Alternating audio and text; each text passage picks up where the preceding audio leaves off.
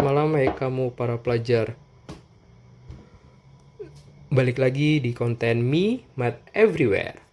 Nah, sekarang uh, gue akan membahas TPS kuantitatif yang merupakan salah satu kriteria soal di UTBK tahun 2020. Nah, ini soal gue dapat dari Intan dan gue sudah minta izin dari koordinator Intannya untuk membahas soal yang gue terima dari Intan. Jadi, nggak perlu lama lagi, yuk kita bahas 10 nomor TPS kuantitatif dari Intan. Nomor 1. Diketahui akar dari 5 per A dikali 6 per 5 dikali 7 per 6 dikali 8 per 7 titik-titik kali B per C sama dengan 2. Nah, yang ditanya adalah B plus A kali C. Berapakah hasilnya? Pilihan dari 30, 36, 42, 76, dan 81. Yuk, kita langsung bahas saja. Yang harus kita punya angkanya itu A, B, C. Ini berapa kan? Nah, kalau udah kayak gitu, kita lihat nih di soalnya. Kan di soalnya itu 5 kali 5 per A kali 6 per 5 kali 7 per 6 kali titik-titik kali B per C kan. Nah, kalau lihat soalnya ini, otomatis pertama kali yang kita bisa tahu langsung itu adalah A, karena udah ketahuan polanya 5, 6, 7, 8. Nah, yang ini 5, 6 kan. 5 itu angka sebelum 6, 6 sebelum 7, dan seterusnya pasti polanya sama. Berarti kita udah dapat yaitu A-nya sama dengan 4. Nah, di sini kita ganti nih. A-nya sama dengan 4. Oke. Nah, kalau A-nya sama dengan 4, berarti kan kita akar 5 per 4, karena A-nya udah dapat, kali 6 per 5 kali 7 per 6 kali titik-titik kali B per C sama dengan 2. Oke. Akarnya langsung pindah terus saja jadi pangkat. Akar jadi pangkat, pindah ruas. Terus atau enggak kalau bingung, kedua ruasnya dipangkatin, ya kan, jadinya 5 per 4 kali 6 per 5 kali 7 per 6 kali titik-titik kali. Nah, di sini gue langsung aja kan 5, 6, 7 titik-titik kali B kan. Di sini 4, 5, 6 titik-titik kali C kan. Nah, supaya gampang, mudahnya B itu kita misalkan C itu adalah B-1. Kenapa B-1? Kalau misalkan kita lihat lagi polanya, bawahnya kan 4 kan. Kalau misalkan B-nya 5, kalau misalkan B-nya 5, berarti C-nya sama dengan 5 kurang 1 kan, 4. Berarti benar kan? Oke. Berarti ini kita misalkan ya. Misal C itu sama dengan B-1. Nah, terus ini berarti sama dengan, yuk, salah. Kenapa jadi ada 2 spidol biru? Oke, ini sama dengan 2 pangkat 2, 4. Oke, kita udah dapat. Lalu karena ini sifatnya pecahan perkalian, perkalian pada pecahan, bisa dicoret kan. 7 nanti ini coret sama 7. Nah, B-1 juga bisa dicoret. Nah, kenapa B-1 bisa dicoret? Karena kalau kita lihat nilai sebelumnya, kalau kita perluas sedikit, berarti kan kayak gini, 5 per 4 kali 6 per 5 kali 7 per 6 kali 8 per 7 kali titik-titik 9 per 8, 10 per 9 kan, kali kita generalisasi semua, B-1 per B-2 kali B per B-1 sama dengan 4. Nah, dari sini kan ketahuan nih, berarti 5, 6, 7, 8 coret. Nah, ini kan B-1 sama B-1. Nanti sebelumnya berapa? B-2, B-3, dan seterusnya kalau mau diperluas lagi. Nah, B-2 nya kita coret sama sebelumnya kan. Nah, seperti itu. Nanti kita dapatnya apa? Karena semuanya udah dicoret. Karena semuanya udah dicoret, berarti sisanya B per 4.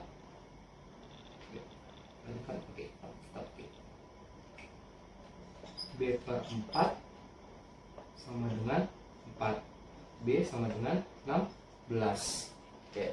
Karena B-nya 16, otomatis C sama dengan 16 min 1 sama dengan 15. Berarti kita udah dapatkan B-nya 16,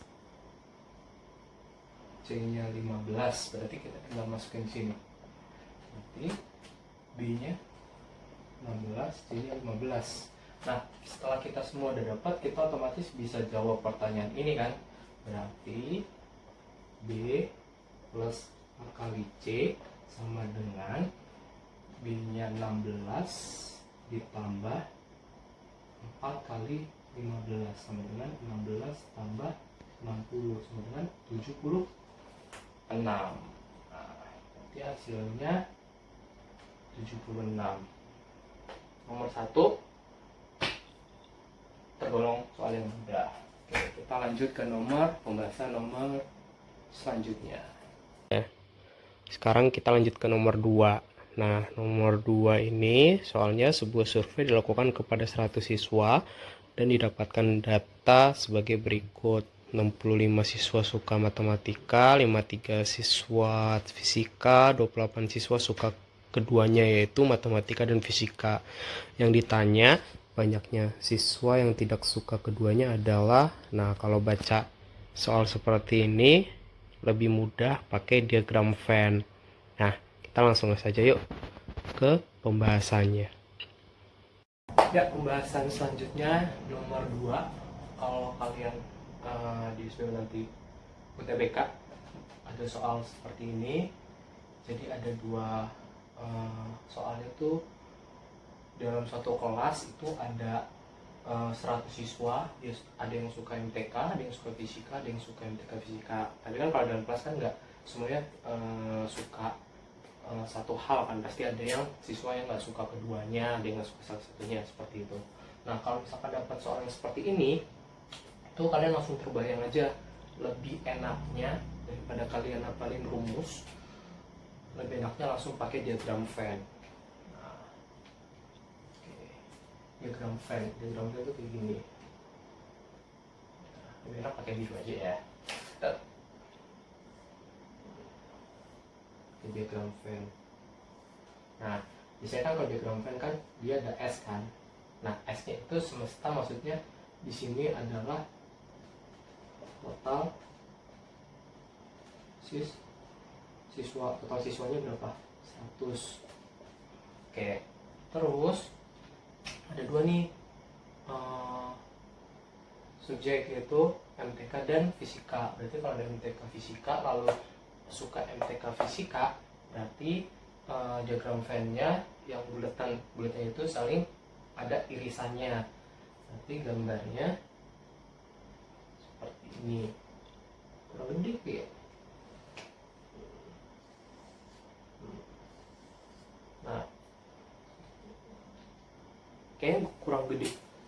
Ini dulu kurang gede. Nah, supaya jelas,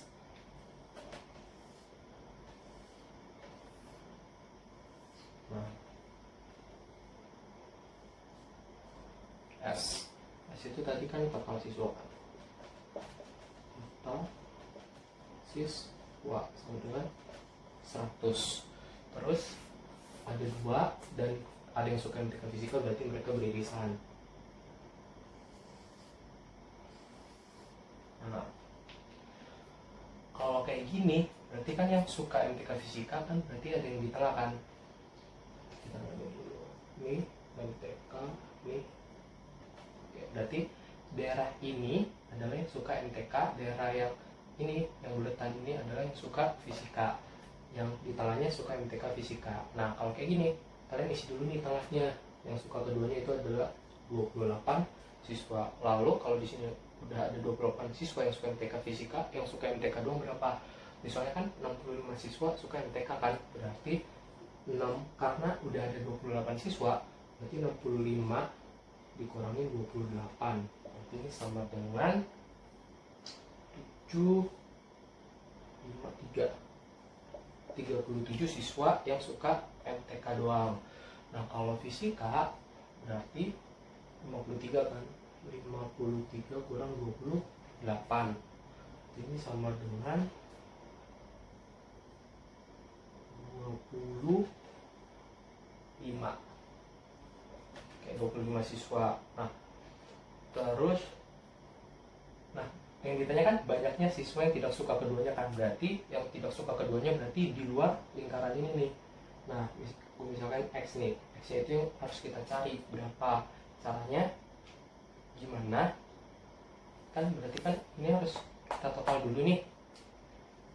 Cara kita nemuin X-nya, X-nya itu ini ya, banyaknya siswa tidak suka keduanya, berarti X-nya itu total siswa dikurang 28 ditambah 25 ditambah 37 sama dengan 100 dikurang berapa nih?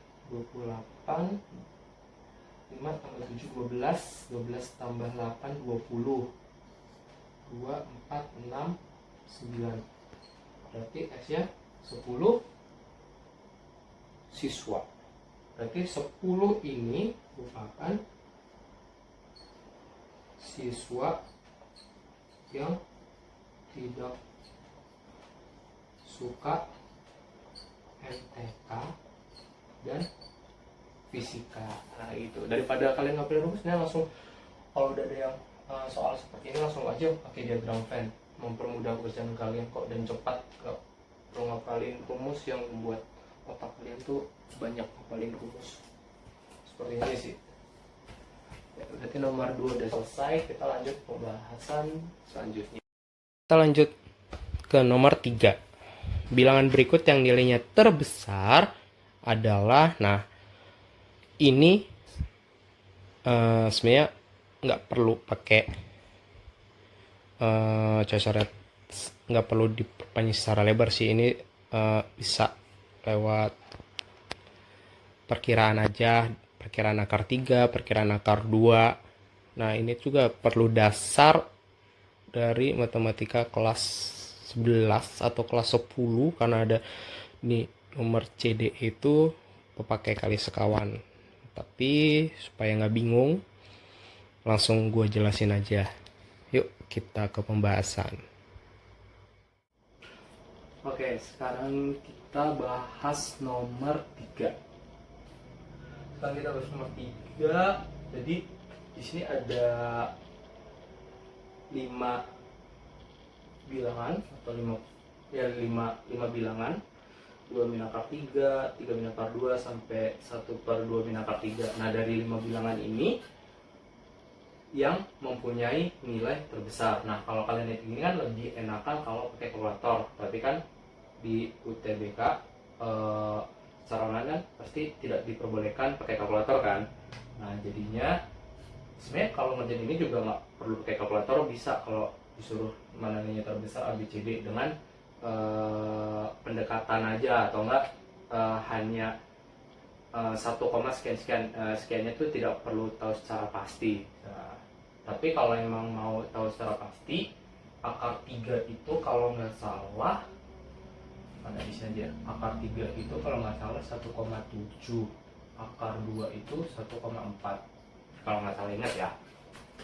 Seperti itu sih, akar 3 segitu, akar 2 1,4. Nah, tapi kalau di soal ini, kalau misalkan nggak hasilnya, misalkan yang A itu 0, misalkan yang A itu hasilnya 0, sekian, 0,1 sekian sekian, terus ininya 0,1 sekian sekian. Nah, kalau kayak gini perlu nih tahu akar 3 akar 2 berapa. Tapi kalau misalkan dia nggak sama, nggak perlu tahu itu juga nggak masalah sebenarnya. Oke. Jadi kita langsung kerjain aja. 2 min akar 3. Nah, 2 min akar 3 kan berarti 1 koma titik-titik kan. Nah, karena 1 koma sekian dia jadinya 0 koma titik-titik. Nah kan. Nah, terus ini saya hapus saja. Terus 3 min 2 akar 3. Benar? 3. Salah soalnya. 3 min akar 2. Ya, 3 min akar 2. Ya kan, berarti 3 min akar 2 itu berarti kan 1 koma sekian juga kan. 1 koma sekian lah. Ini 1 koma sekian. Berarti kalau udah ada 1 koma sekian, jawaban yang A udah pasti nggak mungkin. Nah, sekarang nomor yang C. Kalau yang C 1 per 2 min akar 3. Nah, kalau 1 per 2 min akar 3 ini kalian harus ubah dulu penyebutnya, nggak boleh ada akar, dengan cara kali sekawan. Berarti kan 1 per 2 min akar 3 dikali 2 plus akar 3 per 2 plus akar 3. Jangan kali, namanya juga kali akar sekawan, berarti dikalikan dengan sekawannya kan berarti kan 2 akar 3 kan sekawan kan mereka. Nah, tapi tandanya yang berbeda, itu aja. Ini sama dengan, yaitu analogi yang gua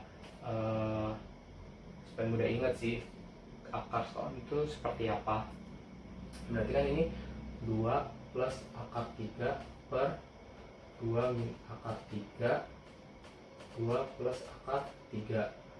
Nah, kalau kayak gini bentuknya kalian ingat aja A min B, A plus B ini kan sama dengan A kuadrat min B kuadrat. Berarti kan ini 2 plus akar 3 per, kan A kuadrat berarti 2 kan, 4.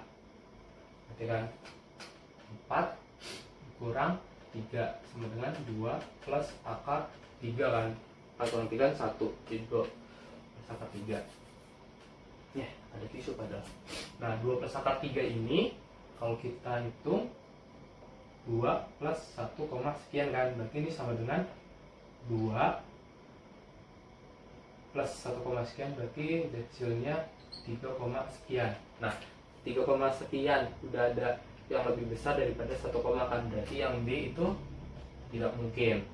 Nah, sekarang yang D kan berarti tetap tujuannya kita harus mengubah penyebutnya, nggak boleh ada akar, dengan kali sekawan. Akar 3 min akar 2 dikali akar 3 plus akar 2 per akar 3 plus akar 2 sama dengan akar 3 plus akar 2 per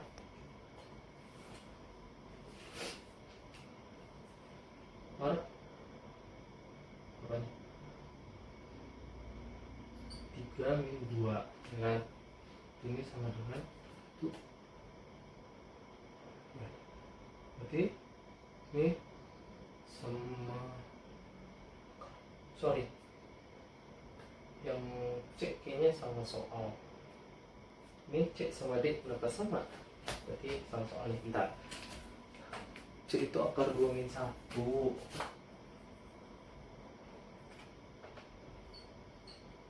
Nah, karena pakai tidak itu akar 2 min 1. Berarti secara keseluruhan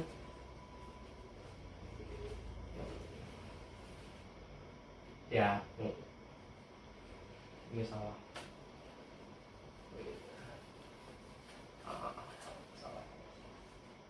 Jadi soalnya tuh ini akar 2 min 1. Berarti ini akar 2 plus 1 per akar 2 plus 1 sama dengan akar 2 plus 1 per akar 2 min 1 akar 2 plus 1 sama dengan akar 2 plus 1 per 2 min 1 sama dengan akar 2 plus 1. Rusak. akar 2 plus 1 sama dengan akar 2 plus 1 di 1, sekian ditambah 1 2, sekian gitu. Coba aja yang B nya udah pasti salah. Nah karena kan ini 1, sekian, ini 2, sekian kan, masih besaran yang bilangan 1/2 akar 2 min 1. Kalau ini kita lanjutin di akar 3 plus akar 2, ini 1, titik plus 1, titik 2, sekian kan. Nah tapi lihat lihatnya di sini, ini kan akar 2 plus 1, ini kan akar 3 plus akar 2 kan, akar 2 nya sama. Yang membedakan mereka, yang di atas akar 2 nya ditambah 1, yang di bawah akar 2 nya ditambah akar 3. Nah kita ketahui bahwa akar 3 kan lebih besar daripada 1 ya kan, urutan akar 1, akar 2, akar 3. Berarti yang 1 per akar 3 min akar 2 nilainya akan lebih besar daripada nilai C kan, karena kan akar 3 lebih besar pada 1, akar 3 lebih besar pada 1. Berarti yang C udah pasti nggak mungkin nilainya besar, karena D untuk sekarang nilai bilangan 1 per akar 3 min akar 2 itu nilainya lebih besar daripada nilai 1 per akar 2 min 1. Nah sekarang kita terakhir nih yang E. Yang E tadi udah kita kerjain, jadi langsung aja 1 per 2 min akar 3 kali 2 plus akar 3 per 2 plus akar 3, 2 plus akar 3 per 4 min 3 plus akar 3. Jadi ini sama dengan 2 ditambah akar 3 itu kan 1, ya, 1, sekian, berarti 3, sekian. Berarti karena ini 3, sekian, ini 2, sekian, berarti jawaban bilangan yang mempunyai nilai terbesar adalah yang E gitu. Karena kan yang E kan 3, sekian, yang D kan 2, sekian. Jadi bilangan yang nilainya besar dari 5 pilihan ini adalah yang E, 1 per 2 min akar 3 ya, seperti itu. Kita lanjut pembahasan nomor selanjutnya. Nah, nomor 3 udah paham kan? Mudah banget pasti nomor 3. Nah, sekarang kita lanjut ke nomor 4. 4 ini perhatikan gambar 2 buah persegi di bawah ini. Jadi ada 1 persegi yang diarsir sama 1 persegi yang tidak diarsir. Nah, soalnya jika keliling persegi kecil 32 cm yaitu yang tidak diarsir dan luas daerah yang diarsir 225 cm, maka keliling persegi yang besar adalah titik-titik cm. Jawabannya ABC-nya 56, 68, 72, 86 dan 94. Oke, kita langsung ke pembahasannya. Yuk. Ada persegi yang besar, ada persegi yang kecil. Nah di sini gua namain persegi A dan persegi B yang besar.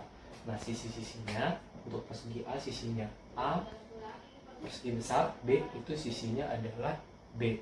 Nah kita udah ada info nih, keliling persegi kecil itu 32, luas daerah yang diarsir, luas daerah ini yang diarsir nih itu 225 cm persegi. Nah yang ditanya adalah berapa keliling persegi B atau persegi yang besar. Berarti karena kita udah ada info dua ini, kita langsung pakai yang luas daerah diarsir. Luas daerah diarsir sama dengan luas daerah luas daerah yang diarsir sama dengan luas persegi yang besar atau persegi B dikurang luas persegi yang kecil, persegi A. Luas B dikurang luas A. Nah, luas yang diarsir kan 225 cm. Cm nggak perlu ditulis sih, karena satuannya sama. Nah, luas persegi B sisinya apa? B kuadrat minus A kuadrat. Nah, kita harus dapat nih nilai B supaya kita tahu keliling persegi B. Kita udah ada info keliling persegi kecil kan itu, atau keliling A sebenarnya 32, berarti kita dapat A nya berapa nih, A kecilnya, berarti keliling A sama dengan 32, karena dia persegi kelilingnya berarti 4 kali S sama dengan 32 S, kok S sih, kan sisinya kita misalin A ya,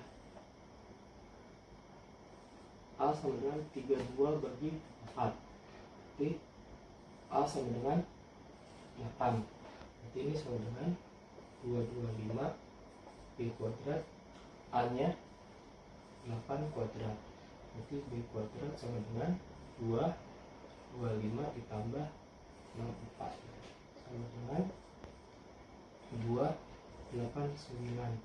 B nya sama dengan akar 289 17. B nya udah dapat nih sisi dari persegi B, jadi kita udah langsung bisa dapat kelilingnya kan, berarti KB sama dengan 4 kali B, 4 kali 17, berarti 4 kali 17 68 cm. Itu cara yang mudah kan, nggak sesusah matematika di jurusan kok. Oke, kita lanjut ke soal berikutnya.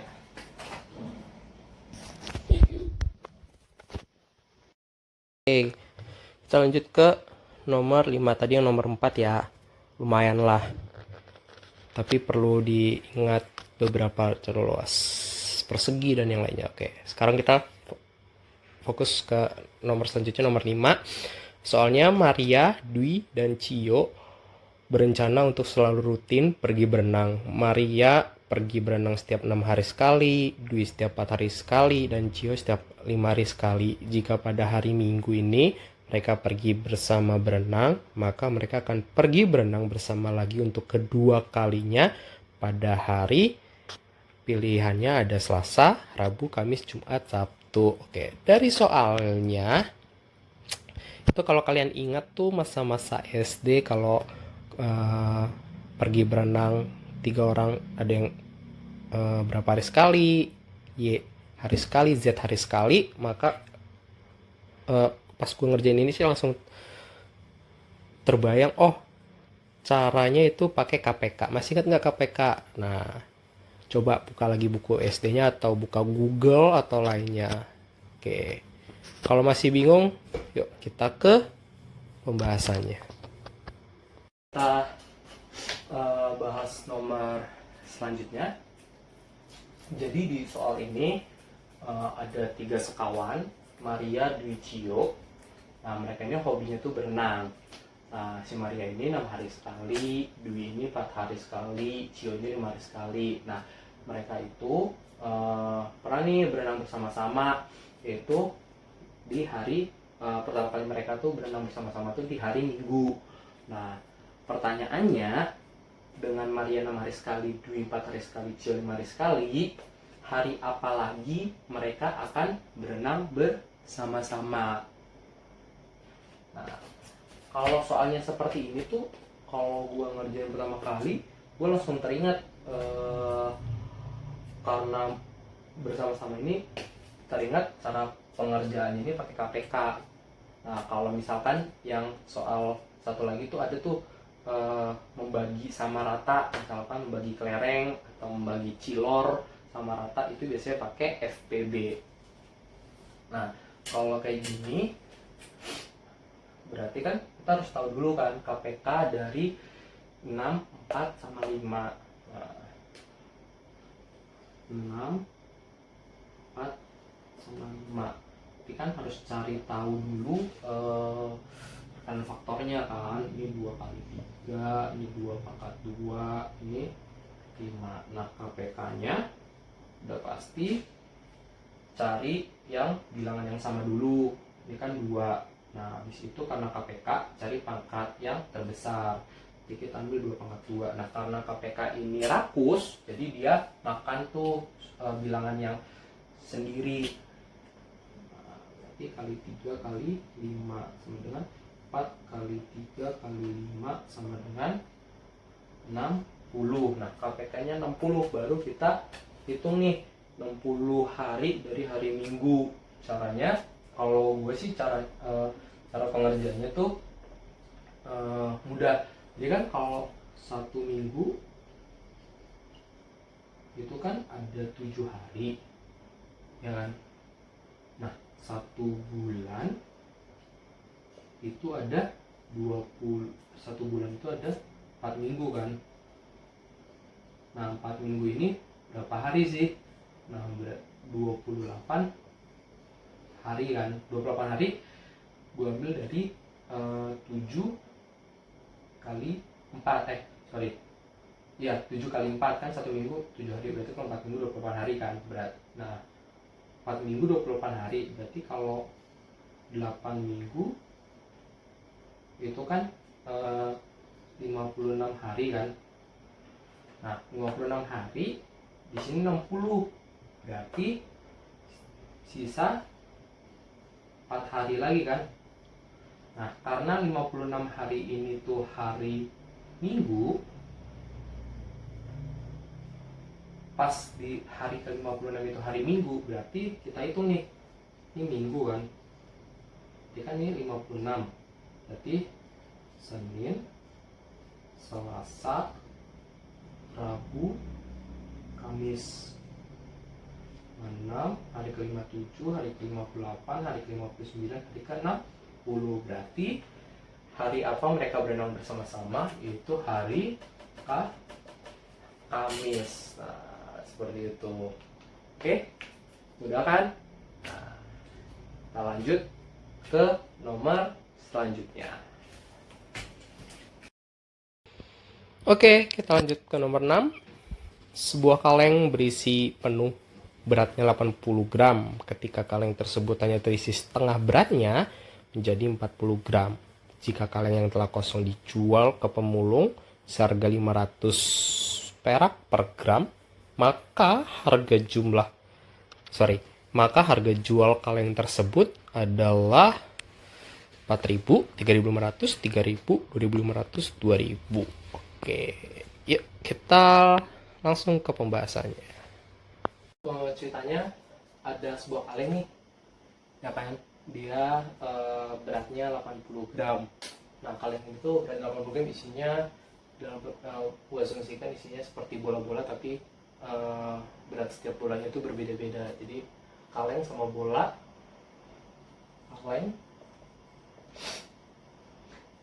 kosong ya, ditambah sama bola di dalamnya itu 80 gram. Nah, terus bola itu dibuang tuh setengahnya, jadinya kaleng plus setengah berat bola, ya setengah bola itu 42 gram. 42 gram, ya kan?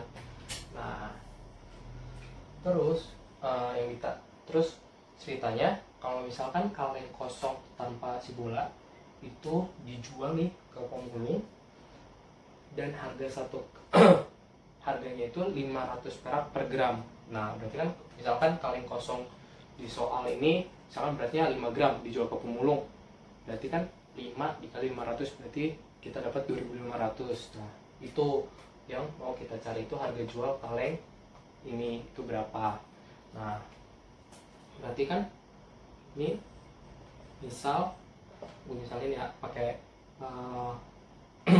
huruf aja, misalkan kaleng itu A, terus bolanya itu B, ya kan? Berarti yang pertama A tambah B sama dengan 80, ya kan? Nah, terus yang kedua A tambah setengah B itu sama dengan 42. Nah, kalau kayak gini berarti langsung bisa kita selesaikan kan pakai cara eliminasi. Dikurang, berarti B tambah setengah, tambah B dikurang setengah B sama dengan 38. Berarti 1 dikurang setengah B sama dengan 38. Tapi setengah B sama dengan 38. B nya sama dengan berapa nih? 76. B nya 76. Nah, karena B nya 76, berarti kita ambil aja salah satunya. Berarti K plus B sama dengan 80. K sama dengan 80 kurang B sama dengan 80 kurang 76 sama dengan 4 gram. Berarti kan K itu kaleng kan, berarti kaleng kosong ini beratnya 4 gram. Ini gram, 4 gram kan. Berarti harga jual kaleng tersebut 4, itu kaleng kosong ini, dikali sama 500, itu per gramnya kan, berarti sama dengan 2.000 rupiah. Itu jawabannya. Nah, hati-hati di soal ini. Kalau kalian nggak gitu kalau menurut gue sih harus dibayangin sih, kalau misalnya berat ini, kalau misalkan kalian tiba-tiba langsung bilang misalkan beratnya 80, terus di situ setengah beratnya 42, ini agak nggak make sense sih menurut gue. Kalau misalnya kayak gini seharusnya B nya 84 dong, bukan 80. Jadinya kayak ada yang aneh gitu sih seharusnya. Jadinya kayak ada dua variabel pasti yang membuat berat dengan kaleng penuh segini, dengan setengahnya dibuang, beratnya jadi berubah 42 gram. Pasti ada dua variabel yang mempengaruhi. Jadinya ketemu harga jual kaleng tersebut adalah 2000, dimana kaleng kosong tersebut beratnya 4 gram. Seperti itu. Oke, kita lanjut. Nomor 6 sudah, kita lanjut ke nomor 7. Perbandingan 2x min y terhadap x plus 3y adalah 2/5. Maka perbandingan x terhadap y berarti kalau perbandingan x terhadap y berarti yang ditanya adalah x per y. Oke. Itu 7/4, 11/8, 9/5, 8/3, 5/2. Yuk, lanjut ke pembahasannya langsung. Perbandingan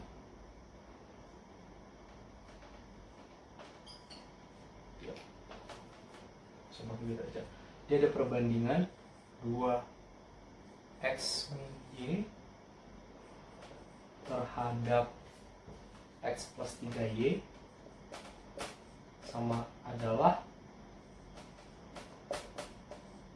2/5 kan. Nah, yang ditanya adalah x per y ini berapa.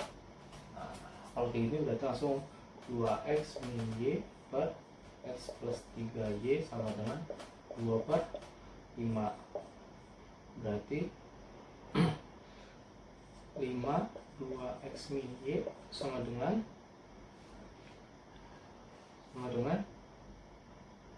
2x plus 3y.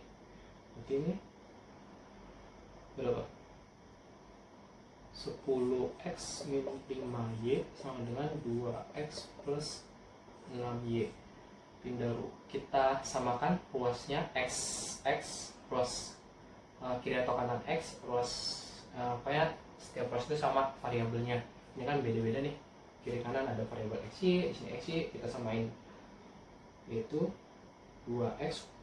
Supaya nggak ada negatif, kita pindahin x, 2x pindah ruas ke kiri, 5y minus 5y pindah ruas ke kanan. Berarti 10x karena positif pindah ruas jadi negatif, karena negatif pindah ruas jadi positif. Oke, segala sesuatu pindah ruas. Berarti ini berapa? 8x sama dengan 11Y ya. Nah ini dibagi sama Y, nggak salah, langsung aja. Berarti kan Y nya tidak luas, di 8X per Y sama dengan 11 kan. Nah terus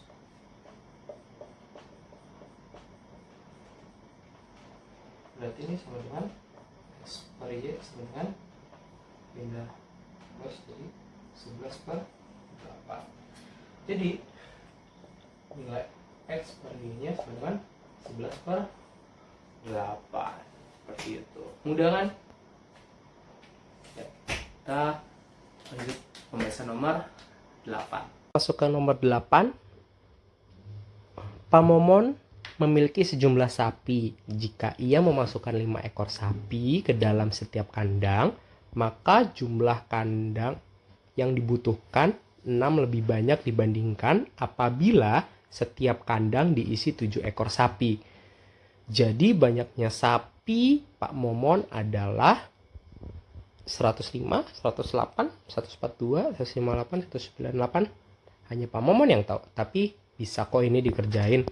Yuk kita lanjut ke pembahasannya.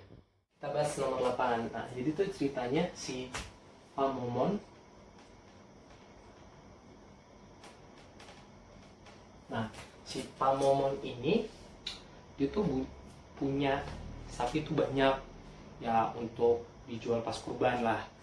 Nah, ternyata dia lupa nih berapa banyaknya sapi yang dia punya. Tapi dia melakukan suatu penelitian ya, maksudnya kayak coba-coba gitu kan. Nah, kalau misalkan dia masukin 5 ekor sapi ke setiap kandangnya, ternyata dia membutuhkan 6 kali lebih banyak kandang daripada jika dia masukin 7 ekor sapi.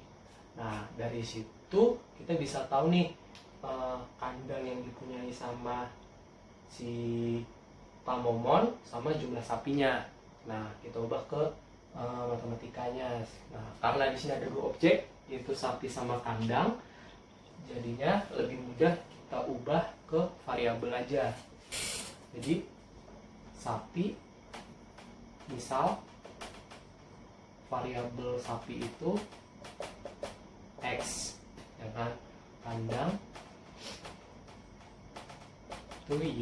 Nah, kalau dia punya 5 ekor sapi, membutuhkan 6 kali lebih banyak, dia membutuhkan kandang 6 kali lebih banyak daripada 7 ekor sapi jika dimasukin ke setiap kandangnya. Berarti persamaan pertama yang di atas ini X sapi dengan 5 kali Y tambah 6 kan.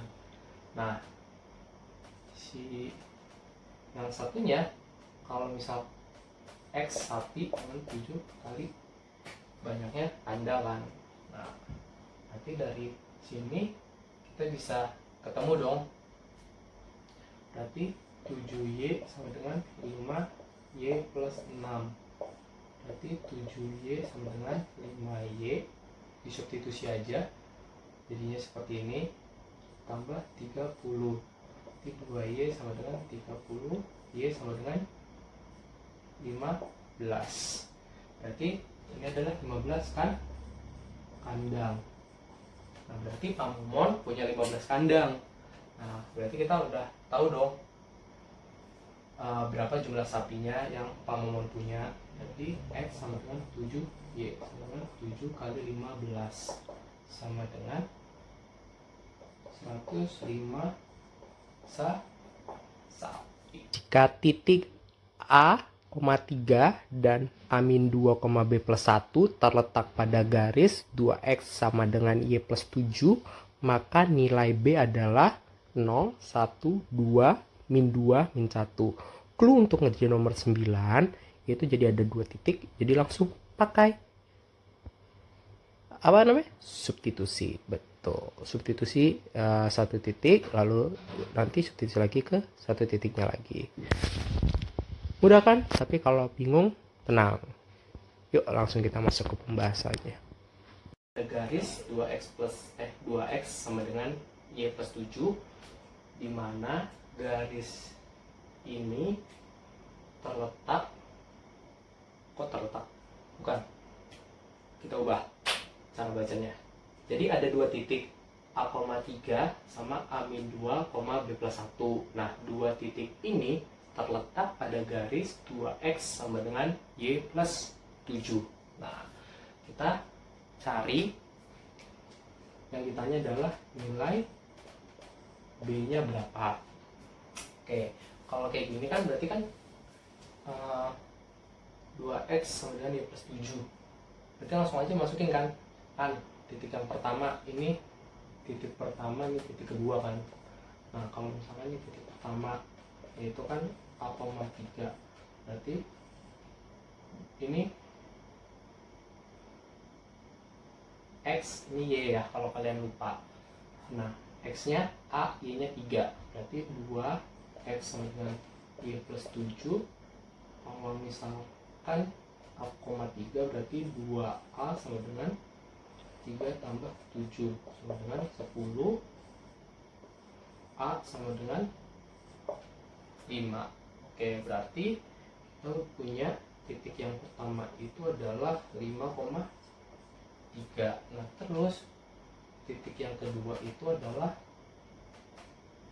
A,2, B plus 1.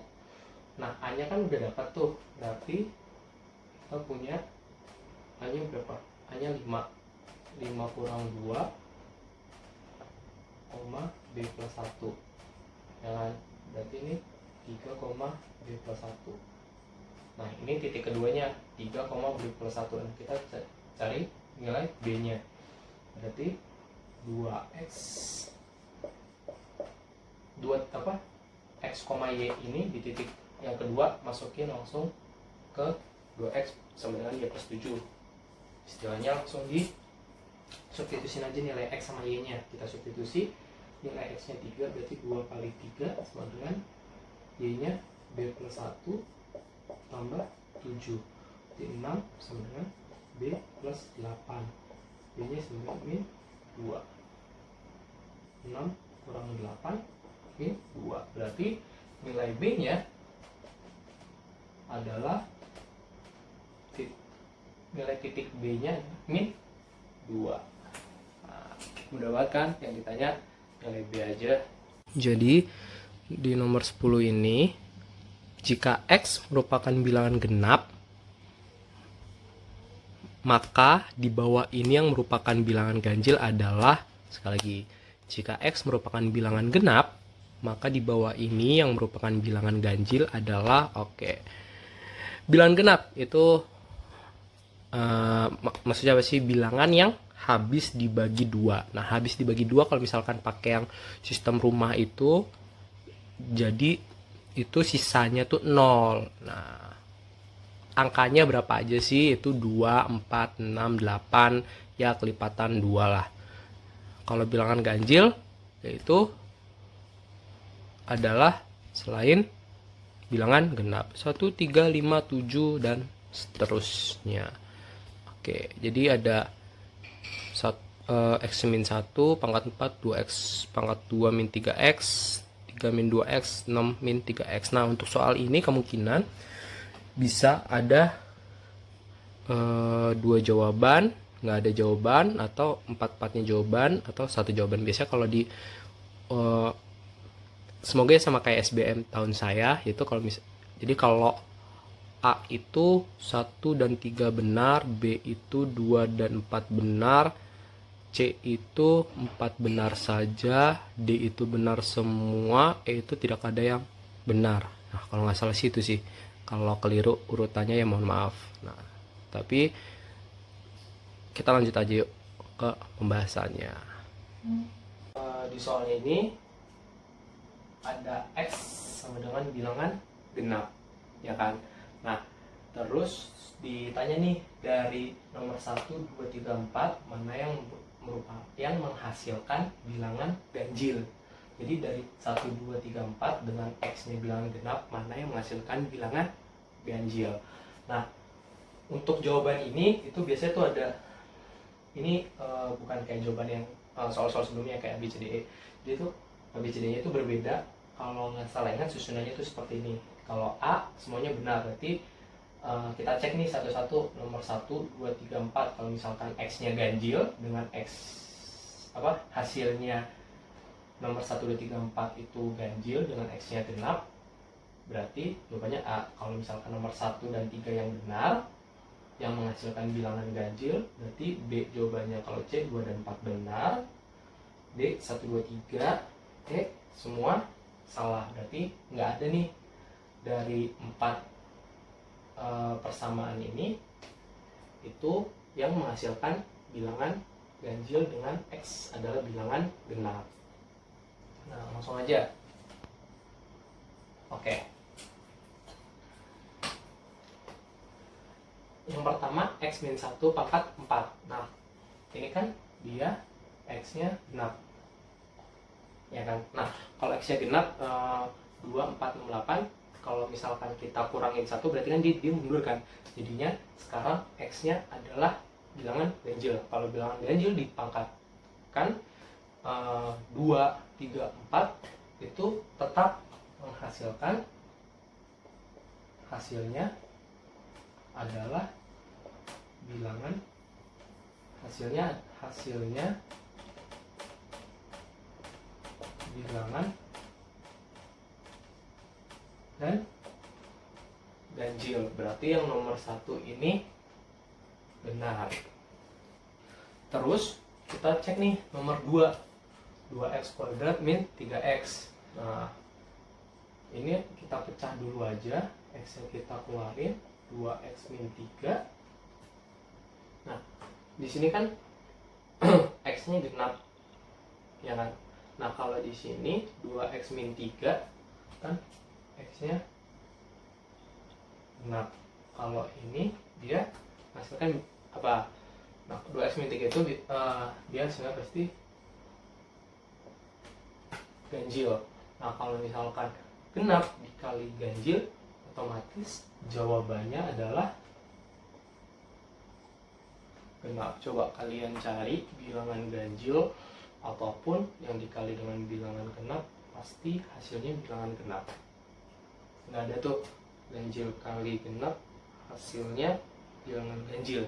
Nah, seperti itu. Kalau kalian nggak percaya ganjil, kita masukin aja contoh. Kan x-nya 2, berarti 2x min 3 berarti 2 kali 2 ya 3, 4 kurang 3, 1. Terus x 1 kali x nya 2 kali 2 sama dengan 2. Terus kita ambil x nya 8, berarti 2 kali 8 min 3, 16 min 3, 13. Nah, 13 kali 2 sama dengan 26, bilangan genap. Berarti benar kan? Nah, itu. Oke, lanjut. Berarti ini salah. Lanjut, 3 min 2x.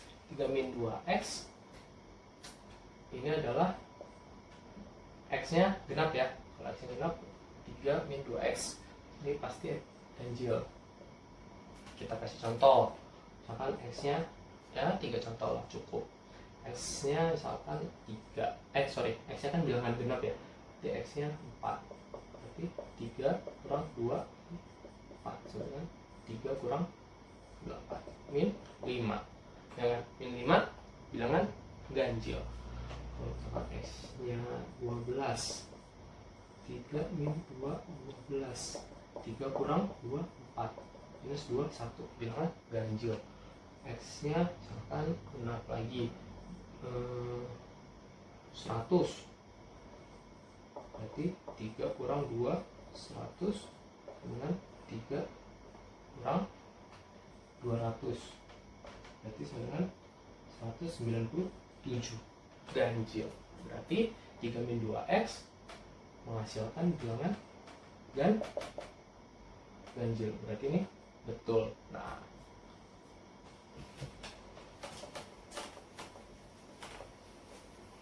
oke, Sekarang nomor 4, 6 min 3x. Nah kalau ini dipecah aja, jadinya keluar ini 3, 2 min x, ya kan. Nah di sini kan x nya itu di sini kan ganjil nih, ya kan, ganjil konstanta. Nah kalau ini x nya kan genap nih, kalau x nya genap 2 min genap, bilangan genap, berarti hasilnya genap kan. Ketika mereka dikalikan, ganjil kali genap sama kayak nomor 2, ya hasilnya adalah genap. Berarti nomor 4 salah. Berarti jawabannya adalah 1 dan 3 berarti jawabannya adalah B, 1 dan 3 benar. Oke. Sekian dulu pembahasan malam ini, kita lanjutkan nextnya untuk pembahasan soal-soal tentang TPS kuantitatif, atau nanti bisa kita isi dengan TPA lah. Oke. Selamat belajar dan tetap berusaha. Waktu masih ada buat kalian berusaha dan dapat universitas yang kalian inginkan.